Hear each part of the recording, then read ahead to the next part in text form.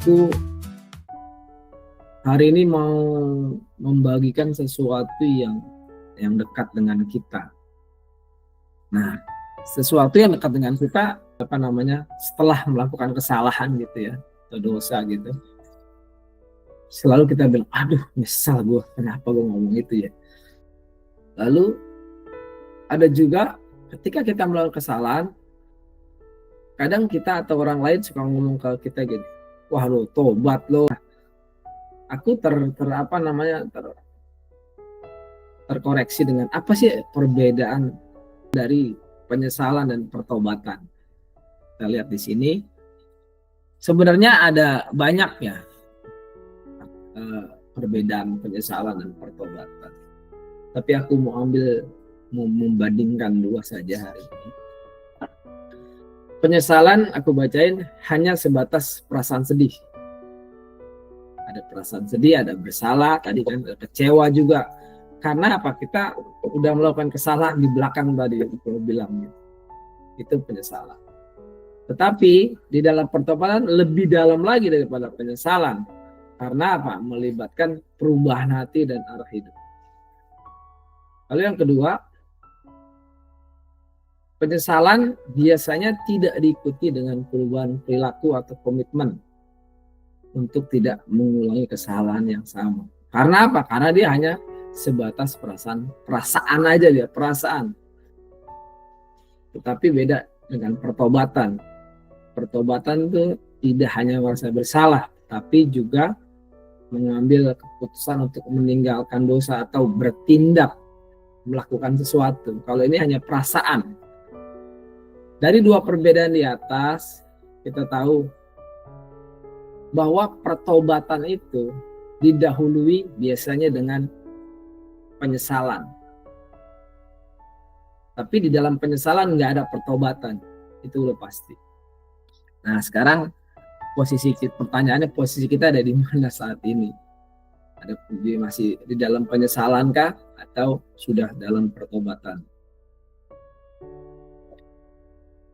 Ketika kita masih di posisi penyesalan, memang kalau dalam kehidupan sehari-hari kita ini, aku mau menjelaskan di sini ada menjadi beberapa penghalang atau kendala kita. Kenapa sih kita susah dalam hidup dalam pertobatan? Ada beberapa kendala masalah yang sadar atau tidak sadar kita tuh mengalami hal ini. Kita kadang tidak kuat. Dan ini banyak sebenarnya kendala yang sekali lagi banyak juga. Tapi aku hanya mau ambil beberapa aja. Penghalang atau kendala kita untuk hidup dalam pertobatan. Yang pertama adalah kenyamanan. Apa itu masalahnya kendala kenyamanan? Kenapa itu? Kendala kenyamanan ini adalah sesuatu yang kita tidak tahu, kita tidak sadari.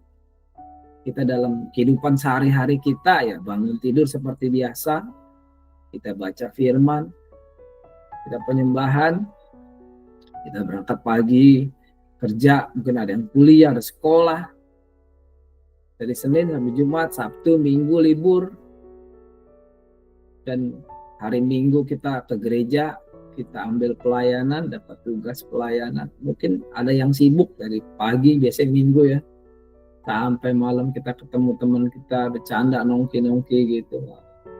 Bahkan dalam kehidupan kita diberkati dengan melimpah.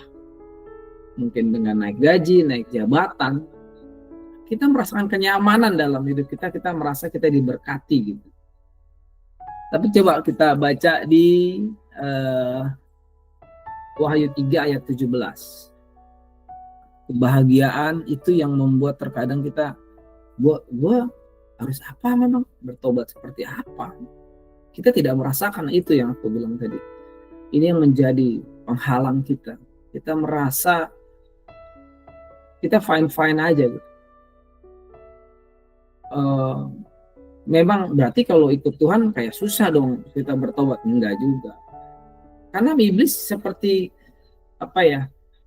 tipu muslihat iblis ini, kekayaan yang di sini dibilang, yang membuat kita nyaman, mungkin kesehatan, kita nggak kurang apa-apa. Memang salah satu tanda ikut Tuhan itu diberkati. Tapi ini adalah salah satu juga kenyamanan menjadi penghalang kita dalam pertobatan. Lalu yang kedua, mencoba-coba dan menjadi habit. Kita buka di Kejadian 3 ayat 4. Sadar atau tidak kita dengan hal ini? Kita sama seperti Hawa gitu. Kadang kita melakukan dosa dalam hati kita ya, atau kesalahan ya. Kita juga suka ngomong gini, aduh, udahlah sekali ini aja lah. Mungkin ada yang kita bilang, jarang-jarang juga lah gue melakukan inilah. Ketika kita habis melakukan itu biasa. Atau ada lagi, manusia nggak sempurna. Atau ada lagi yang lebih, Tuhan, aku janji deh Tuhan, ini yang terakhir aja. Ini yang terakhir aja. Janji. Terus minta maaf lah, maaf ya Tuhan. Ya. Bahkan kita disertai dengan rasa menyesal gitu. Aduh, nyesal banget. Jadi Tuhan, pokoknya sekali-sekali ini aja deh Tuhan, terus sekali aja ya. Sering kali hal ini kita bilang tadi yang kalau aku balik lagi ke ini tadi. Nah, hanya sebatas perasaan menyesal aja udah, bersalah. Nanti besok-besok balik lagi kita melakukan itu dengan ngomong lagi, Tuhan sekali ini aja, janji yang terakhir deh, besok nggak lagi. Terus balik lagi ke poin 1, hanya sebatas perasaan sedih. Terus besok lagi begitu aja, pola kita akan seperti itu, dan akhirnya akan menjadi sesuatu yang hal yang biasa. Aku terus di sini jadi habit kita. Jadi kayak Kristen tomat ya, tobat kumat.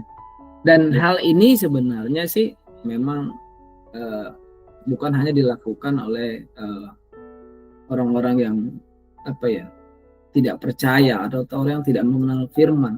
Ironisnya lagi orang-orang yang bahkan sudah tahu akan firman itu.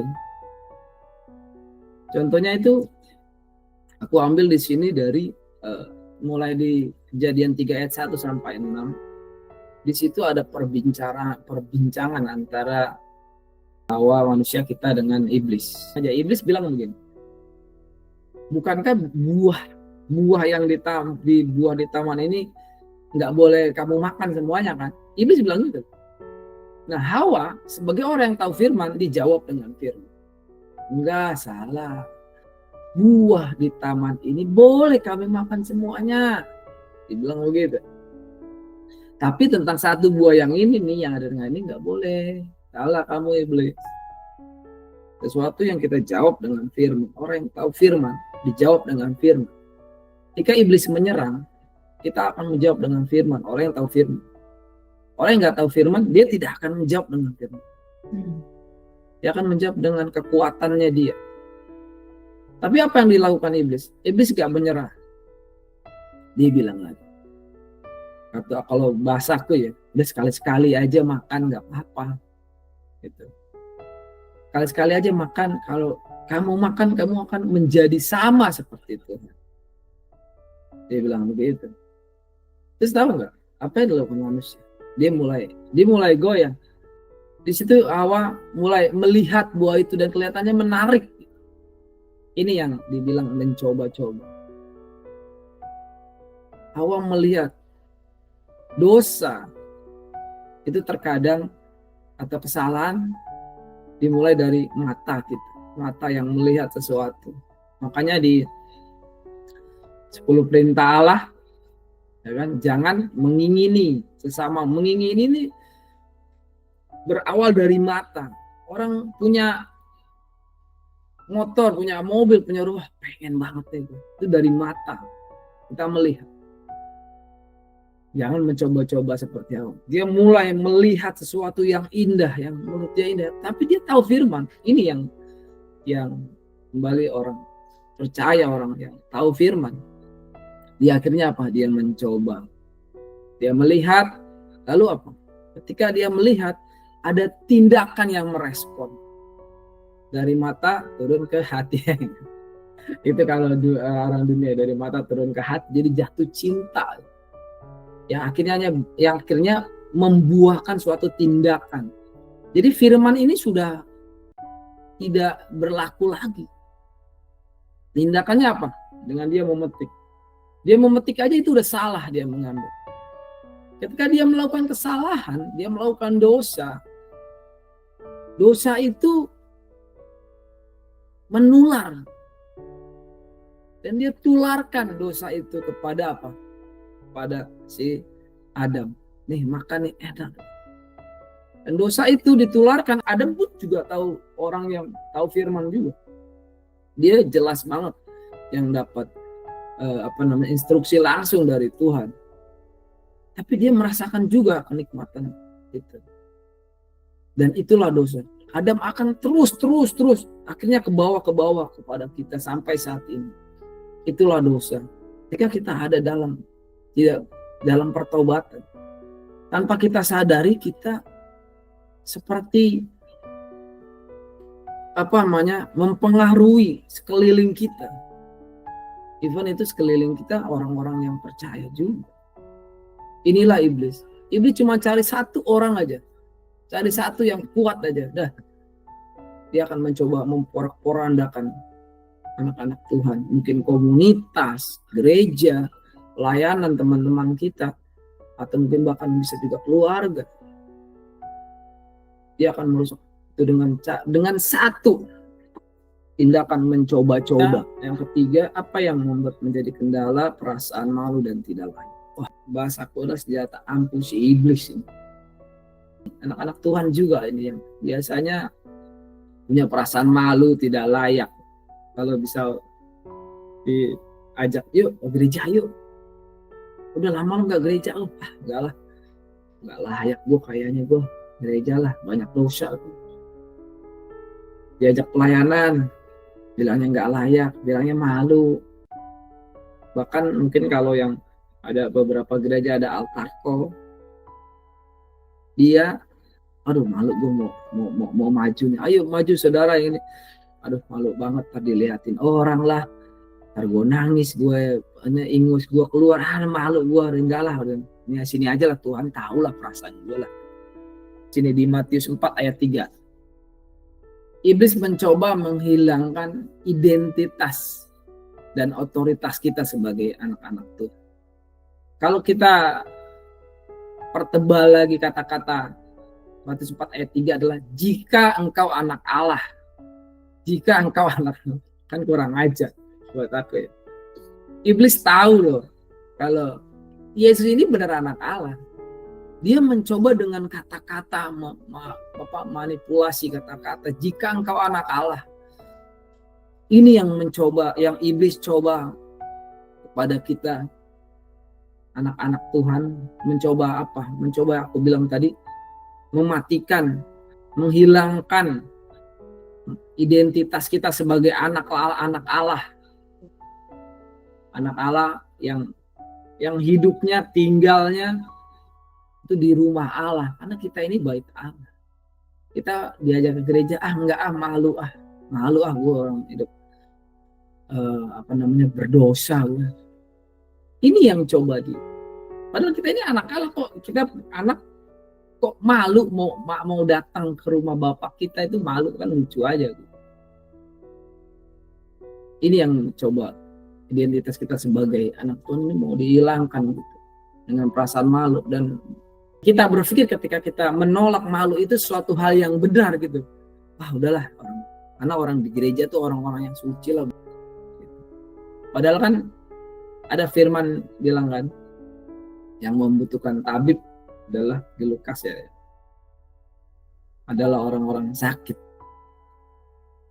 Sama, Yesus datang untuk orang-orang berdosa. Yesus datang untuk kita semua. Jadi ya di dalam gereja itu adalah orang-orang yang berdosa gitu. Lalu yang kedua, iblis mau mencoba mengintimidasi kita gitu dengan coba menghilangkan otoritas kita. Kita mempunyai otoritas dalam apa? Menengking setiap perkataan sesuatu yang negatif dari iblis. Perasaan malu, nggak layak, kita bisa menengking gitu karena kita diberi kuasa. Kita diberi kuasa anak-anak Tuhan. Kita diberikan rohnya. Ketika Yesus naik ke surga, Tuhan sudah menjanjikan kita untuk menurunkan Roh Kudus untuk membimbing kita. Kita punya kekuatan di situ. Kita bisa menengking dalam nama Yesus, tapi kita apa ya? Kita nggak layak dengan kata itu. Jika engkau anak Allah, kata-kata yang manipulatif. Ketiga hal ini yang menurutku ada menjadi problem terutama anak-anak remaja biasanya yang seperti ini, yang mencoba yang remaja itu kan mencoba mencari jati diri gitu. Jati dirinya dia mencoba ini mencoba itu, dengan kenyamanannya dia merasa nyaman, lalu ada perasaan malu, perasaan gak layak. Ini yang menjadi penghalang kita salah satunya. Lalu kita akan masuk ke bagaimana kita mau belajar bagaimana cara memulai hidup dalam pertobatan. Memang ini sesuatu yang aku akui memang tidak gampang. Sesuatu yang apalagi sudah menjadi habit, kita nyaman dan kita mempunyai perasaan malu atau enggak layak, itu seperti ini kita udah paket komplit gitu di dalam hidup kita. Itu sesuatu yang mau membalikkan itu bukan kita membalikkan telapak tangan ya. Aku mau yang dekat aja dengan kita. Yang pertama, sadar dan akui dosa kita. Di dalam 1 Yohanes 1 ayat 9 kita mau baca lagi bersama-sama. Sadar dan akui dosa kita. Sebelum kita mengakui dosa, udah pasti kita akan sadar. Pertama tadi yang kalau kita lihat tadi, aku balik lagi ya tadi. Nah, ada penyesalan, ada sadar. Lalu yang kedua, sadar ini ya aku bilang yang ini nih penghalang kenyamanan. Jadi kita tidak nyaman, makanya kita sadar. Orang yang sadar adalah sesuatu yang sebelum sadar dia akan bergejolak hatinya. Sesuatu yang aduh kenapa ya begini ya, kenapa gue begini, nggak enak nih perasaannya, nggak nyaman. Dosa itu membuat kita nggak nyaman harusnya, bukan membuat menjadi nyaman. Baru ketika kita sadar, kita mengakui dosa kita mengaku kepada Tuhan. Jika kita mengaku dosa kita, ini kita mengaku nih, maka Ia adalah setia dan adil. Dia akan mengampuni kita sehingga Ia akan mengampuni segala dosa kita dan menyucikan kita dari kejahatan. Tapi ini adalah sesuatu yang aku bilang tadi sekali lagi tidak salah, tapi menurutku kurang tepat ketika orang-orang baru hidup dalam pertobatan. Orang-orang yang hidup dalam pertobatan berpikir, aku udah melakukan kesalahan, aku sudah minta maaf sama Tuhan. Udah mungkin dia sudah nangis, Tuhan tolong, Tuhan udah nangis sudah. Dan dia berpikir udah selesai, itu aja gitu. Udah, dan dia hidup dengan biasa lagi seperti itu. Karena dia udah ngerasa jujur, udah berdoa Tuhan, enggak. Menurut aku itu kurang tepat. Kenapa? Bukan itu yang pertama yang Tuhan kehendaki. Kalau kita mau melihat dari sesuatu yang gini deh. Kita tahu Tuhan itu Maha tahu. Ya. Ada lagu dalam sekolah minggu itu apa lagi? Mata Tuhan melihat apa yang kita buat yang baik, buat yang jahat gitu. Jadi Tuhan tahu apa yang kita perbuat. Dalam ayat ini menekankan adalah sebenarnya kesadaran kita kalau kita sudah melakukan kesalahan atau dosa. Sadar yang aku bilang tadi, balik lagi, tidak nyaman. Jadi ada kesadaran. Tuhan mau di ayat ini kita sadar dulu, yuk sadar yuk.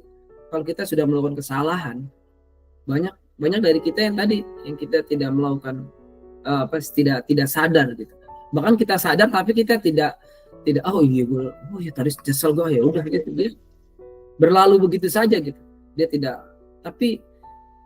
tidak minta maaf, dia tidak mengakui kesalahan dosa dia. Lalu yang kedua adalah setelah kita melakukan penyesalan, berdoa, minta nikmat Tuhan, apalagi yang kita lakui? Akui dosa. Setelah kita akui, kita juga mengakui dosa kita itu bukan hanya kepada Tuhan. Kalau dibilang Yakobus 5, kita lihat di Yakobus 5 ayat 16 sekarang. Ini kelanjutannya. Setelah kita mengakui kepada Tuhan, Yakobus 5 ayat 16 kita baca sama-sama. Ya, ini tindakan yang kedua. Kita mengaku, saling mengaku dosa kita. Sama seperti Tuhan bilang di Janjian Baru, ada yang bilang gini, Tuhan, kapan aku memberi kamu makan? Kapan aku memberi kamu minum, memberi kamu pakaian? Ya, ketika kamu berbuat kepada sesamaku, sama seperti kamu berbuat juga kepada aku. Ini yang Tuhan. Jadi ketika kita harus saling mengaku kepada orang-orang di sekeliling kita. Kalau kita hanya mengaku kepada Tuhan, banyak seperti itu. Mungkin banyak kita. Yang minggu kemarin aku juga juga mention, kita mengakui sama kita kepada orang tua kita, kepada anak, pada istri, kepada kakak, pada adik, teman-teman persekutuan kita. Aku pernah mengakui kesalahanku pada istriku dan juga kepada, di sini ada Ibu Menu. Ketika kita mengakui kesalahan kita, kesalahan ini kita simpan baik-baik dalam hati kita nih.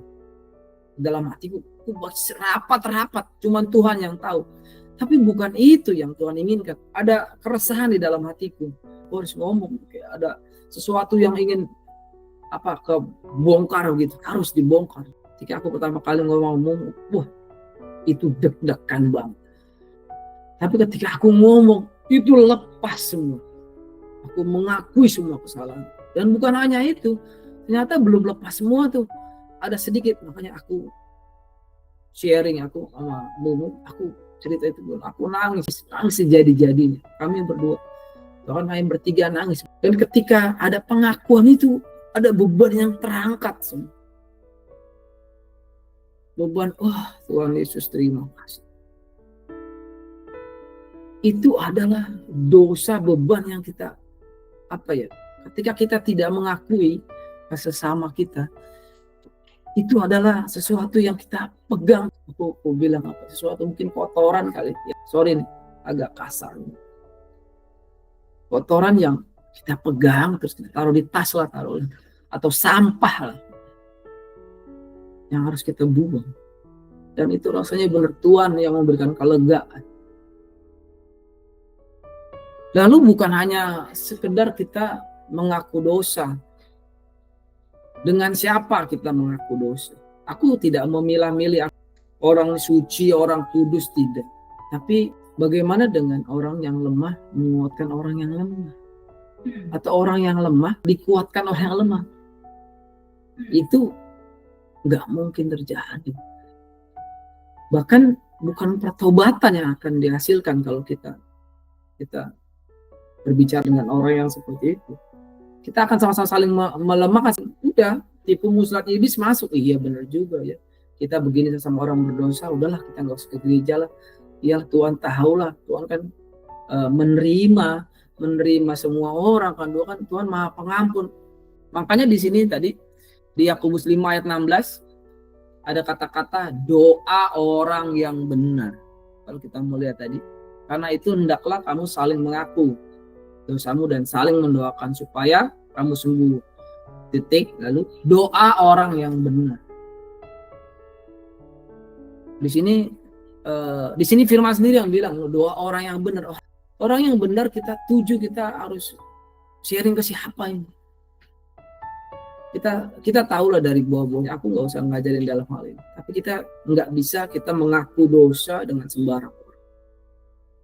Lalu kita begitu bisa menjadi bahan pergunjingan dan akan kita mencari orang yang salah ya, istilah tanda kutip. Kita harus menjadi semakin dilemahkan ya, mungkin dengan kelemahan orang-orang itu ya kita cerita, maunya kita sharing cerita ya, malah menjadi lemah, malah menjadi semuanya tahulah, jadi bahan pergunjingan itu. Jadi kita harus melihat dengan siapa kita mengaku. Lalu yang kedua adalah berbalik dari dosa dan hidup baru. Di dalam Lukas 15 ayat 20 aku bacain aja di sini. Maka bangkitlah ia dan pergi kepada Bapa. Sinopsis tentang anak yang hilang, intinya seorang anak Tuhan yang hidup dalam ketaatan, hidup dalam rumah Tuhan, melayani, lalu meninggalkan Tuhan, jatuh ke dalam dosa yang awalnya dia nikmati, tadi aku bilang tadi, kenyamanan. Dia menikmati kenyamanan ini yang akhirnya dia belenggu dalam dosa dengan kebiasaannya. Jadi mulai mencoba-coba menjadi habit yang akhirnya hidup dalam kesengsaraan atau terbelenggu dosa. Tapi at the end, dia menyadari kesalahannya. Dia berbalik dari dosa. Orang-orang yang baru hidup dalam pertobatan ini, sekali lagi aku bilang, ini sesuatu hal yang tidak mudah. Jangan kita berpikir kita sudah sadar, kita sudah mengakui dosa kita, dan kita akan memulai hidup yang baru, hidup yang lancar-lancar saja.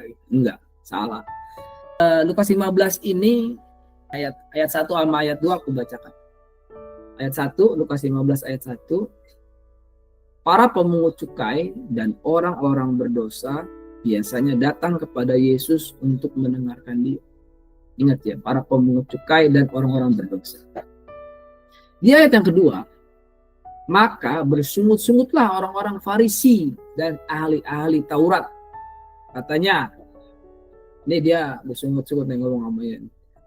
Ia menerima orang-orang berdosa. Ia nih Yesus. Yesus menerima orang-orang berdosa dan makan bersama-sama dengan mereka.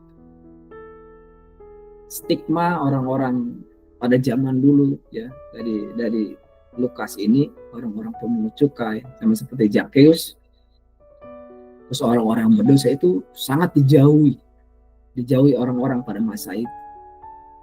Bahkan dengan ahli-ahli Taurat sendiri, orang-orang Farisi yang mereka mengerti akan firman, even dengan orang yang dengan tahu firman aja mereka dijauhi. Ini yang menjadi tantangan kita dalam berbalik dari dosa dan hidup baru. Ada stigma-stigma dari masyarakat. Di dalam pasal Lukas 15 ini ada 3 perumpamaan.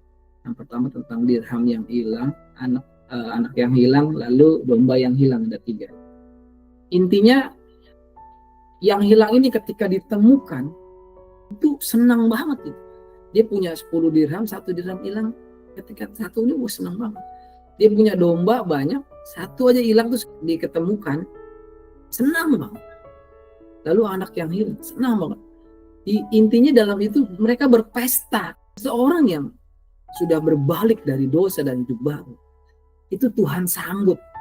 Malaikat di surga bertepuk tangan. Aku cuma mau kasih tahu, ini halangan, salah satu ya, bukan halangan, salah satu tantangan kita dalam berbalik dari dosa hidup baru. Lalu yang ketiga, isi hidup kita dengan firman dan doa. Ini berat banget. Ini aku akui memang berat. Di Matius 12 ayat 43 sampai 45, mari kita baca bersama-sama. Sekali lagi yang kita sering dengung-dengungkan, pertobatan itu adalah perjuangan kita seumur hidup. Di sini berat banget. Jadi ketika kita sudah masuk dalam pertobatan, sudah sadar, sudah mengakui, sudah berbalik, itu bukan akhir dari hidup kita. Bahkan di sini kita memulai peperangan yang lebih berat lagi, yang lebih besar lagi. Ketika kita udah hidup baru, kita lihat iblis tidak tinggal diam. Sepertinya sesaat iblis sudah pergi. Dia sepertinya sudah kalah. Kita sepertinya sudah menang saat itu. Oh selamat ya, hidup baru, berbalik ini. Tapi enggak loh, ternyata loh. Iblis lebih lagi. Dia lebih lagi. Kalau kemarin ada 1, ditambah lagi temannya 7. Wah 7 lagi, jadi 8. Bayangin kalau kita berperang dengan pertobatan 1 aja. Itu susah. Ditambah lagi kita diserang 7, jadi 8. Itu aku bilang, makanya isi hidup kita dengan firman dan doa. Kenapa sih kita harus mengisi hidup kita dengan firman dan doa? Kita baca di Efesus 6 ayat 12, 17 dan 18. Kita ini kesatrianya Tuhan di dalam roh. Lalu apa senjata kita? Senjata kita yaitu firman Tuhan di ayat 17. Aku mau bacain. Dan terimalah ketopong keselamatan dan pedang roh, yaitu firman Allah. Kesatria itu identik dengan pedang. Dia menggunakan pedang, senjatanya ada pedang. Pedangnya apa itu di situ dibilang. Dan pedang roh, yaitu firman Allah. Kita isi hidup kita dengan firman. Sama seperti ketika tadi di awal Hawa, ketika dia berperang dengan iblis, dia menggunakan apa? Firman Allah. Dia keluarkan firman. Iblis dengan tipu muslihat iblis itu banyak, dengan kenyamanan dia akan pakai itu. Bukan hanya dengan sengsara ya, dengan susah ya, tapi dengan nyaman, dengan memutarbalikan fakta, dengan logika dunia, dia akan mencoba menyerang kita. Kita nggak boleh bertahan. Kita harus menyerang. Makanya kita harus punya apa? Senjata. Apa senjata? Kita pedang roh ini. Pedang roh apa? Ya firman Allah. Dengan firman kita memperkatakan. Karena ada kuasa dalam perkataan kita. Ada kuasa di dalam perkataan kita. Dalam kehidupan sehari-hari kita. Dalam kita menengking sesuatu sesuatu yang mungkin yang masuk akal. Makanya kita isi dengan firman dan doa. Dengan firman kita harus melawan. Lalu dengan doa itu mengidentikan kita dengan kebergantungan kita kepada Tuhan, penyerahan hidup kita kepada Tuhan. Perang sama seperti Daud. Setiap dia mau berperang, dia pasti berdoa. Dia punya perisai, punya. Dia punya senjata, punya. Dia punya bala tentara, punya. Apa dia punya? Bahkan dia punya orang-orang andalan dia. Ya kan? Ada beberapa tuh banyak itu orang-orang andalan dia.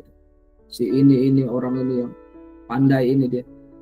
Tapi satu, sebelum dia melakukan senjata itu, menggunakan senjata itu, dia berdoa. Tuhan, haruskah aku berperang? Haruskah aku menyerang? Walaupun kita merasa kuat, kita hebat, kita seorang pelayan Tuhan, tetap sama seperti Daud, dia raja, dia kuat, dia tetap butuh doa. Kita harus berdoa. Sekali lagi, ini adalah perjuangan kita seumur hidup.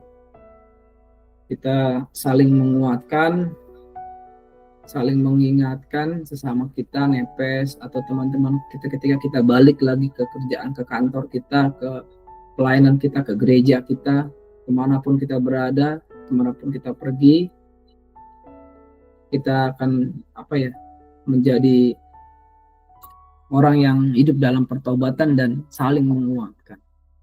Dan itu aja firman Tuhan hari ini yang saya pikir cukup panjang banget. Terima kasih, Tuhan Yesus memberkati.